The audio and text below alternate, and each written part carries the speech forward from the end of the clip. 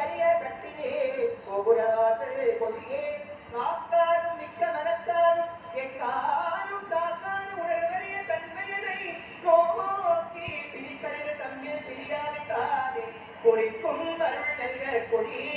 அஞ்செழுத்தும் எட்டெழுத்தும் ஆறெழுத்தும் நாலெழுத்தும் பிஞ்செழுத்தும் மேலை பெருவெழுத்தும் நெஞ்செழுத்தி பேசும் எழுத்துடனே பேசா எழுத்தினையும் கோசாமே காத்தா கொடி ஆறு தடந்தோள் வாழ்க அறுமுகம் வாழ்க வெப்பை கூறுசை தனிவேல் வாழ்க முக்கூடம் வாழ்க செவ்வேல் ஏறிய மச்சை வாழ்க ஆனை கண்ணனங்கு வாழ்க